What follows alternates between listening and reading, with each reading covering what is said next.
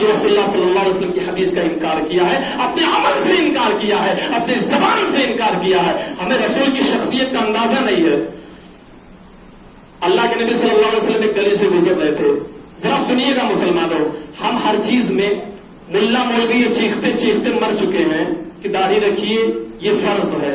آپ لوگ یہ جانتے ہیں نا کہ داڑھی رکھنا یہ سنت ہے. داڑھی رکھنا یہ سنت نہیں، داڑھی رکھنا یہ فرض ہے. سنت ہر اس عمل کو کہتے ہیں جس کو رسول نے کیا. اور فجر کی 2 رکعت نماز جو فرض ہے اس کو بھی سنت بول سکتے ہیں اس اعتبار سے کہ رسول نے کیا ہے. فجر کی 2 رکعت نماز اللہ کے نبی صلی اللہ علیہ وسلم نے پڑھی ہے تو رسول کا یہ عمل اس اعتبار سے سنت ہے.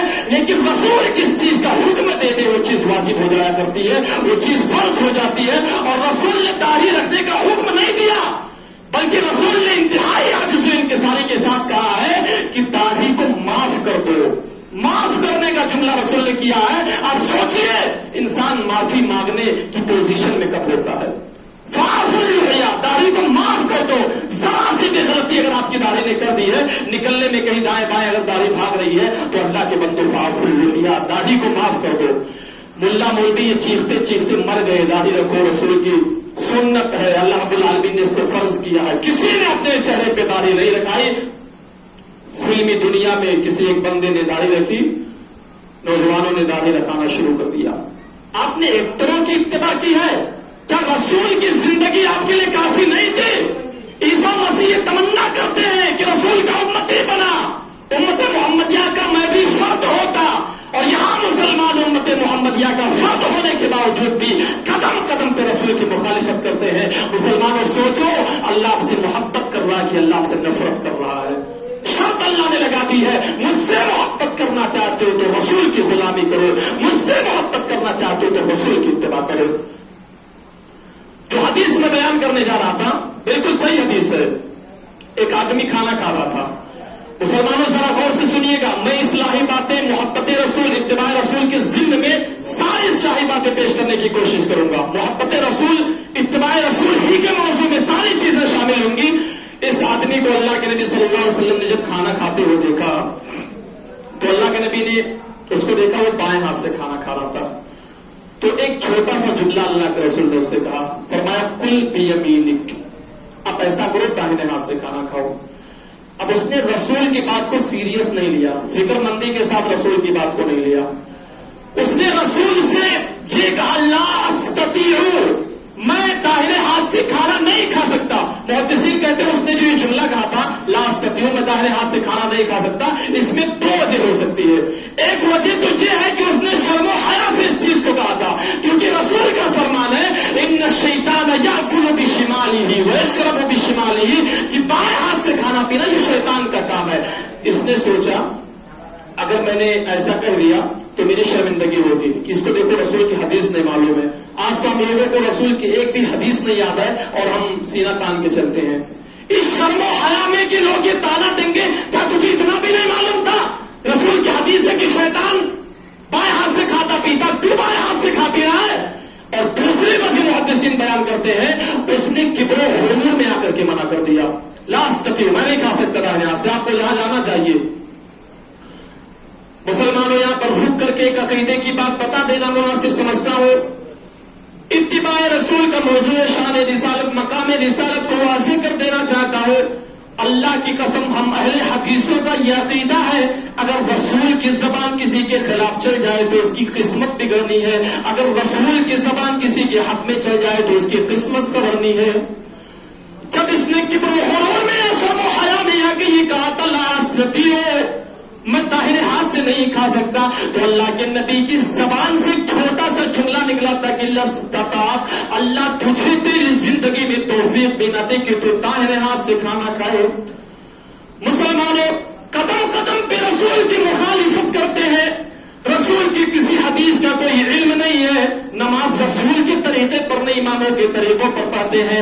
رب کی وحدانیت میں پیروں کو، فقیروں کو، باباؤں کو شریک کیا، رسول کی رسالت میں اماموں کو شریک کیا.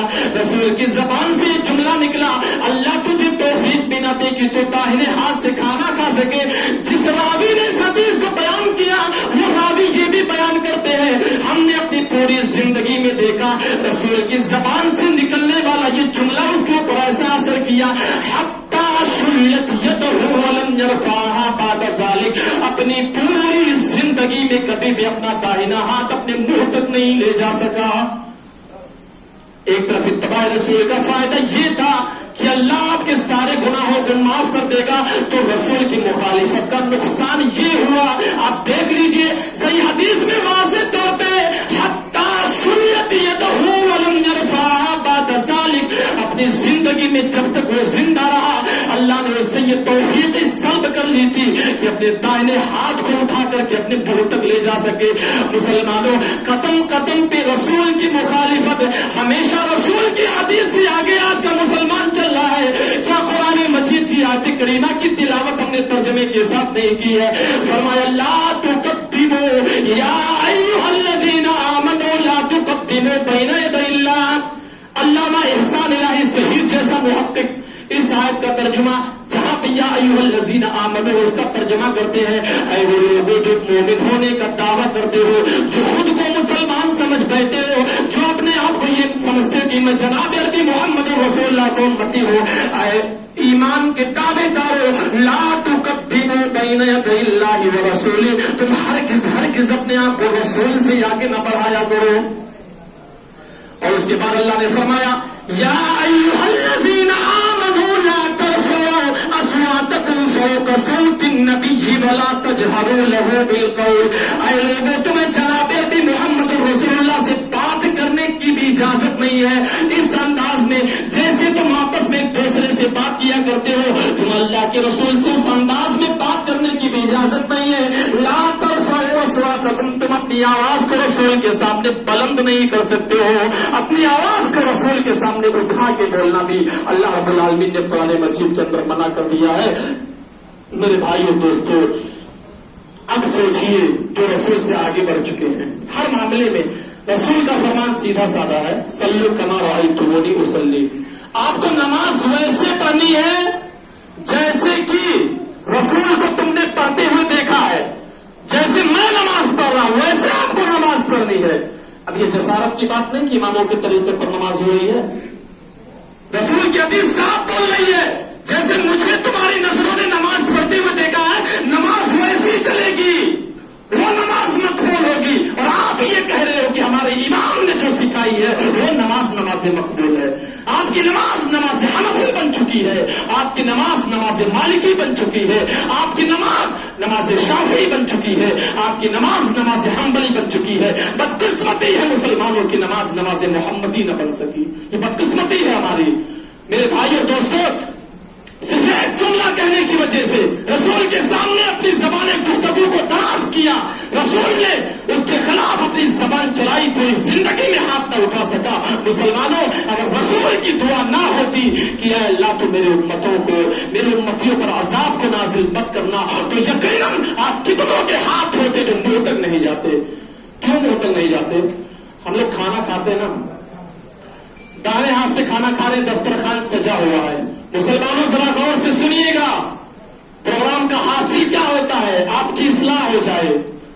यकीन मानिए जब यहां पर मैं आया और इस चीज को देखा और जगह जगह पे इस तरह के प्रोग्राम के बारे में सुनता हूं तो मुझे दारे अरकम की वही कोठरी याद आती है जिसमें रसूलुल्लाह सल्लल्लाहु अलैहि वसल्लम बैठकर कम सहाबियों को दर्स दिया करते थे। 10, 15, 20 सहाबियों को रसूल दारे अरकम में बैठ के दर्स दिया करते थे और उसका फायदा ये हुआ, हमेशा रसूल ने मेहनत की और वही दारे अरकम से पूरे कायनात के अंदर आज इस्लाम चमक रहा है। आप लोगों को देखकर वही मंजर मुझे याद आता है कि कभी अल्लाह के रसूल भी ऐसे दारे अरकम में बैठ के सहाबियों को पढ़ा रहे थे। अब सोचिए, दस्तरखान सजा हुआ है, दाहिने हाथ से खाना खाते हैं, हाथ खाने में सना हुआ है, दाल चावल गोश्त मटन मच्छी जो भी, हाथ खाने में सना हुआ है। हमें दौराने खाना पानी पीने की जरूरत पड़ी, इंसाफ के साथ बताइएगा हम किस हाथ का इस्तेमाल करते हैं? हम खाना खा रहे हैं, हमारा दाहिना हाथ खाने में सना हुआ है, खाना खाने के दरमियान पानी पीने की हाजत पेश आई। मुसलमानों, रसूल के अदना इशारे पर अपनी जान को कुर्बान कर देने का दावा करते हो ना, और देख लीजिएगा रबीउल अव्वल में दावेबाजियां होंगी। खाना खाते वक्त जब पानी पीने की जरूरत पेश आती है तो हम किस हाथ का इस्तेमाल करते हैं?